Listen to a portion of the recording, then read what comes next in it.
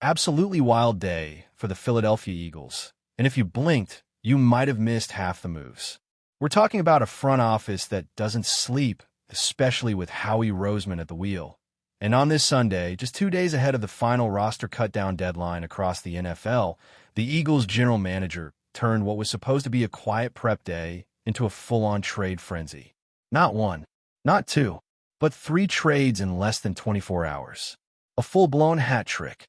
And of course, it's not just about the number of moves. It's about why these trades matter, what they fix, what they reveal, and how they set the tone heading into week 1 of the new season. Let's start with the biggest headline. Sam Howell is now a Philadelphia Eagle. Yeah, the same Sam Howell who started an entire season for the Washington Commanders not long ago. That's the same guy who now might find himself wearing midnight green and holding the clipboard, or maybe even stepping in come September 4th when the Eagles take the field against the Dallas Cowboys. The deal? Pretty straightforward but effective. Philly receives Howell plus a 6th-round pick in 2026.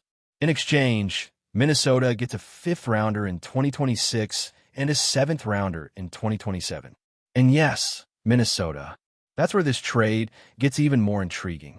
Just yesterday, the Vikings brought in Carson Wentz for a workout. Today, they move on from Howell and sign Wentz. Meanwhile, Philly grabs a guy who, let's be honest, instantly becomes more NFL-ready than Kyle McCord if disaster strikes and Jalen Hurts has to miss time. Now, if you were tuned into the Eagles' backup quarterback situation even a little bit over the last few days, this move starts making a lot more sense. Tanner McKee, who's been penciled in as the number 2 behind Hurts, was spotted during the final preseason game with his throwing hand tucked deep into his hoodie, like he didn't want anyone seeing it. That alone was enough to raise some eyebrows. But today we got the confirmation, a broken finger on that throwing hand. Nick Sirianni later admitted McKee was injured and his availability for week 1 is now uncertain. That puts the Eagles in a precarious spot. Kyle McCord, for all his upside, is just not ready to be the next man up. He's raw, inexperienced, and the preseason tape doesn't lie. The reads are slow. He's staring down his receivers. The offense gets stuck in neutral with him under center. Against starters? It would be ugly. So when you put that all together, the injury to McKee, the question marks around McCord, and the urgency of heading into a banner-raising season opener against the Cowboys, the Howell trade becomes less about stacking quarterbacks and more about avoiding a total disaster scenario. If Hurts goes down, you can't throw McCord out there and just hope for the best. With Howell, at least you've got someone who's started real NFL games, faced actual pressure, and stayed upright. And if McKee ends up being good to go, then fine. Howell slots in as the 3rd QB. That's still a massive upgrade at that role. But this move also reflects a larger philosophy in Philly, one that goes beyond the headlines. The Eagles don't just chase stars. They chase stability, depth, resilience. That's how you stay competitive in a league where injuries can erase a season in a blink. It's not just a Howie Roseman philosophy. It's baked into the franchise's DNA. You can trace it all the way back through the years. Coy Detmer, A.J. Feely, Jeff Garcia, Michael Vick, Nick Foles, the list goes on. All backups, all stepped up when it mattered. And it's no coincidence. The Eagles invest in their insurance plans, and they do it better than just about anyone. Just look at how this front office operates in August. Howie's not just sitting on his hands waiting for players to hit the waiver wire. He's hunting. He's flipping picks. He's grabbing guys he trusts to fit the scheme, the locker room, the culture. You need to understand, this team isn't just preparing for week 1. They're preparing for the chaos of a 17-game season. And if they're going to hoist another Lombardi, it won't be because they had the flashiest roster in September. It'll be because they had the deepest, smartest one in December and January. And depth doesn't just apply to quarterbacks. That brings us to trade number 2. The Eagles went out and reacquired Fred Johnson from the Jacksonville Jaguars. Yeah, that Fred Johnson, the swing tackle who played 6 games for the Eagles last year and helped them go 5-1 in those starts. It cost Philly a 7th-rounder in 2026, which is peanuts when you consider the importance of keeping your offensive line intact. And honestly, this might be one of the most underrated moves of the day. Johnson is a player the coaches know. He's been in this system. He's been coached by Jeff Stoutland, arguably the best offensive line coach in the entire league. He knows the expectations. He knows the protections. He's battle-tested. When Johnson left the team back in March, signing a one-year deal with the Jaguars, it definitely left a small but noticeable hole in the depth chart. It was one of those moves that didn't make front-page news, but still left the Eagles scrambling for answers behind Lane Johnson and Jordan Mailata, and the options they had weren't cutting it. Kendall Lamb, for instance, looked overwhelmed, getting shoved around by second and third stringers in the preseason. That's not going to fly, especially not in Philly, where the offensive line is treated like sacred ground. So now, with Fred Johnson back in the building, you suddenly feel a lot better about the tackle rotation. And yes, that probably spells the end for Lamb, but it's a smart trade. You give up almost nothing to bring back someone who already proved he can hold it down when needed. This, again, is classic Roseman. He's not waiting for other teams to make cuts and then hoping someone falls into his lap. He's aggressive. He's decisive. And he understands how a weak link on the offensive line can sink a team faster than almost anything else. There's a reason why this franchise has consistently fielded one of the best O-lines in the league, and it's not just talent. It's planning. And speaking of offensive linemen, let's talk about the third and final trade of the day. Darian Kinnard is gone.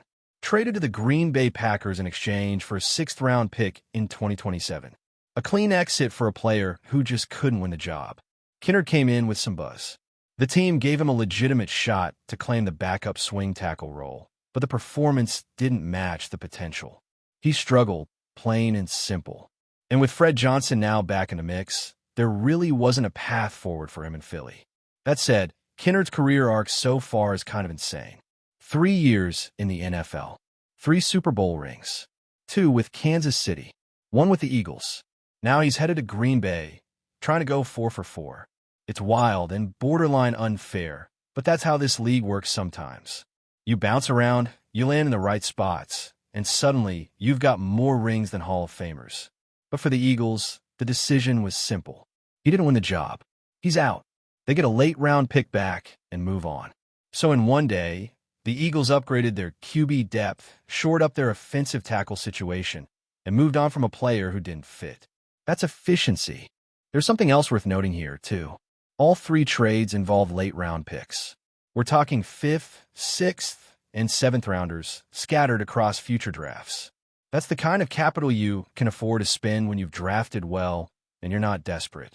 It's the kind of savvy maneuvering that allows you to fix holes without jeopardizing the foundation of your team. And even though these are depth moves, they could end up being the difference between an 11-win season and a 14-win season, between a first-round bye and a wild-card road trip, between a playoff run and a Super Bowl parade. Every little move matters in this league. Every injury, every substitution, every down. And the Eagles? They're not waiting to see what happens. They're making things happen. They're anticipating needs before they become problems. That's the hallmark of a smart organization. And it's why this team continues to be one of the most consistently competitive squads in the league year after year. And what's maybe the most underrated part of all these moves is the timing. This didn't happen after week 1. It didn't happen in a moment of desperation, after an injury forced the front office's hand. It happened with intention, before the official 53-man roster had even been finalized. That's what separates the Eagles from the pack. They're not reactive. They're proactive. These weren't panic trades. These were strategic, calculated steps made by a front office that knows exactly what it wants, and more importantly, what it refuses to tolerate, like a thin offensive line or an unprepared backup quarterback. Think about it. 2 days before the league mandates all teams trim their rosters, the Eagles have already addressed 3 key positions.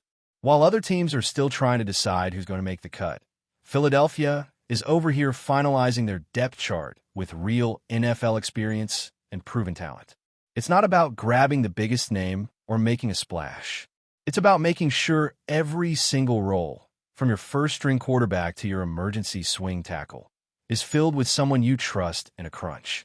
That's a rare level of preparedness. And there's something poetic about the fact that this all happened right before they kick off their campaign by raising a Super Bowl banner. It's a signal, a message maybe even a warning to the rest of the league. The Eagles aren't satisfied. They're not coasting off last season's success. They're hungry. They're hunting.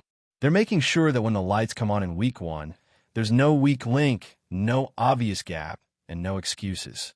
If someone goes down, the next man up will be ready, and that readiness comes from days like this, from moves made in August that pay off in January. Now let's zoom in a little more on Sam Howell, because it's easy to brush this off as a basic QB insurance play. But it's a bit deeper than that. The guy's only 24 years old. He started 17 games for Washington. He's mobile. He's tough. He's got some real tools, and he's shown flashes, even if the Commanders weren't exactly the best environment to grow in. Howell was thrown into the fire behind a weak offensive line, an inconsistent coaching staff, and a franchise that's been in limbo for years. And yet, he didn't fold. He showed poise. He showed fight.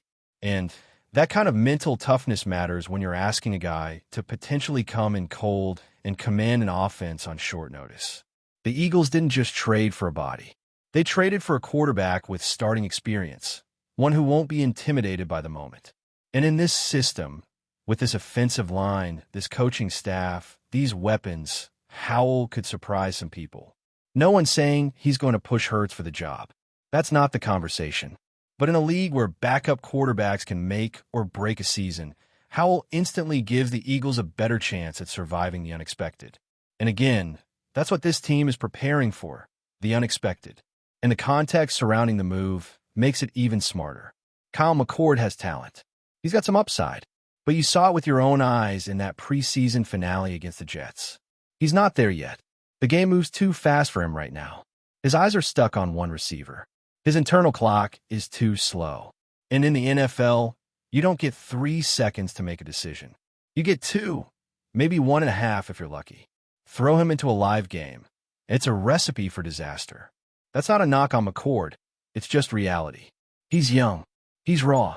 He needs time. And if you put him on the field before he's ready, you risk not just losing games, but hurting his development long term. So the Howell move isn't just about week 1. It's about buying McCord more time. It's about letting him grow without the pressure of needing to be the next Nick Foles tomorrow. That's how you develop quarterbacks, not by tossing them to the wolves, but by building a system around them that nurtures their growth. And now, with Howell in place, the Eagles can afford to do just that. Meanwhile, back to Fred Johnson. And yeah, it's not the sexiest trade, but honestly, it might be the most important one of the day. Offensive line depth doesn't get enough attention, but every time a starting tackle goes down in this league, you suddenly remember how fragile an entire offense can be. You lose one key guy on a line, and suddenly your quarterback's getting hit more, your run game slows down, your play calling gets conservative, and your whole rhythm is thrown off.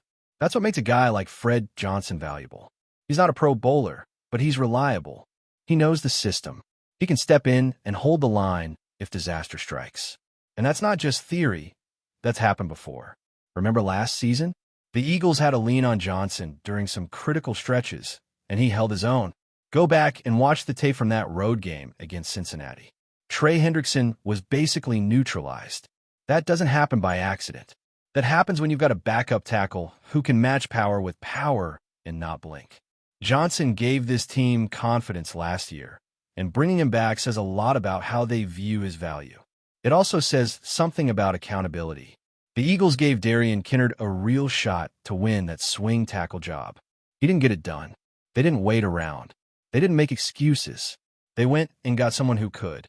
That's how you build a competitive culture, by making it clear that nothing is handed out.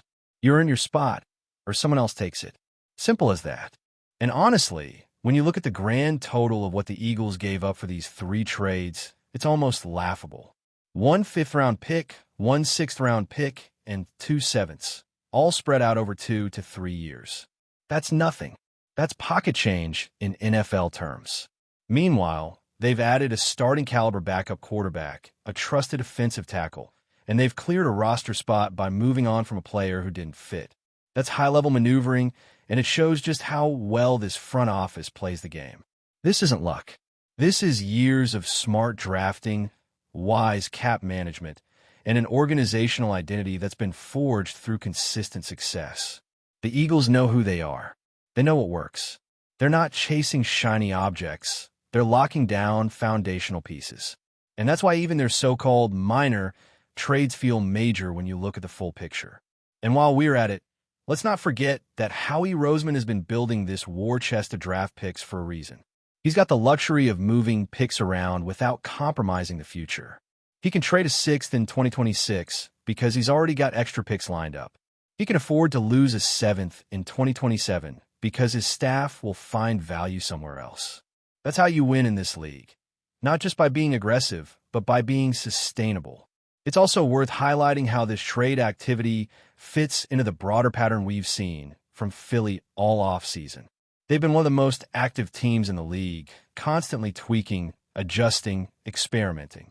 Whether it's trading for players like John Mechie, bringing in Jacorian Bennett, or now reacquiring Fred Johnson, there's a clear method to the madness. They're not just filling holes.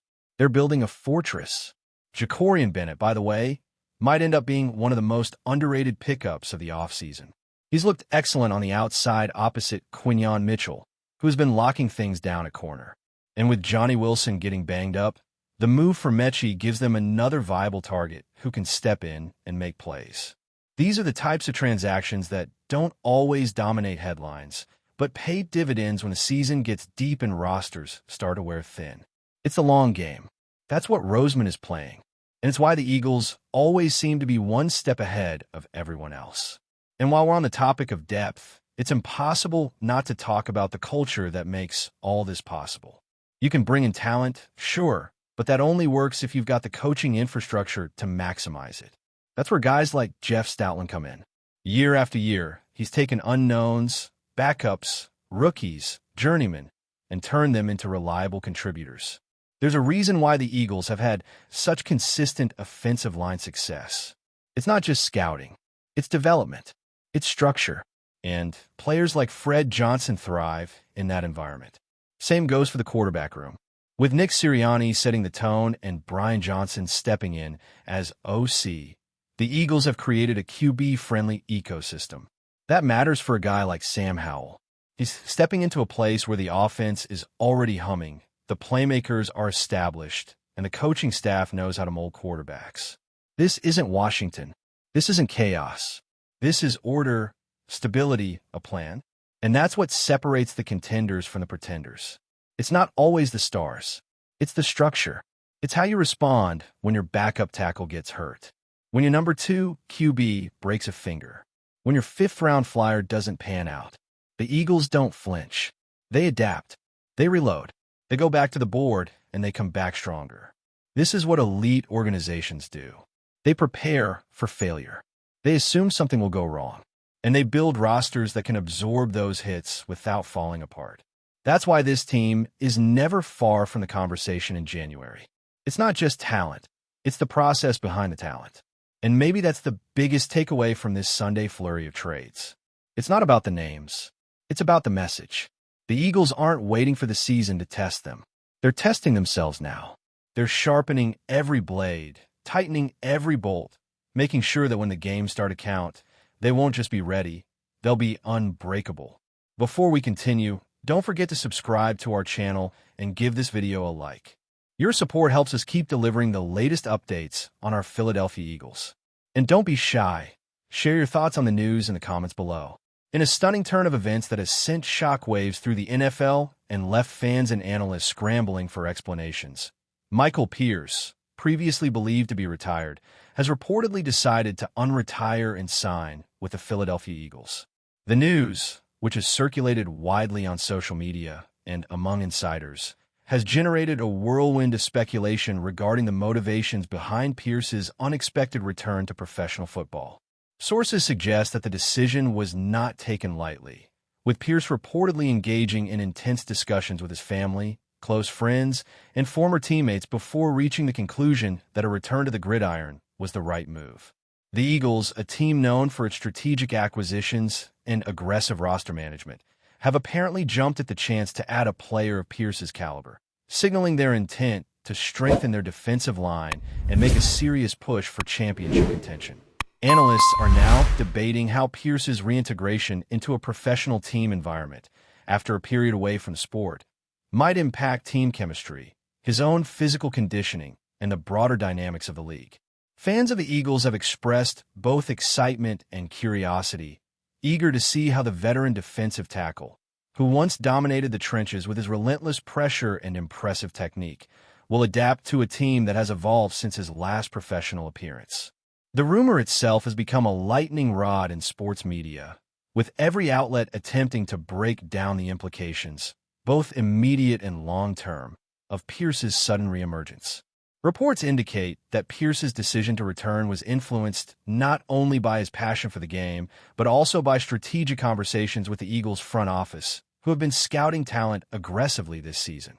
According to insiders, the discussions reportedly revolved around Pierce's potential role within the team's defensive scheme, including how his experience and versatility could be leveraged against some of the league's most formidable offensive lines.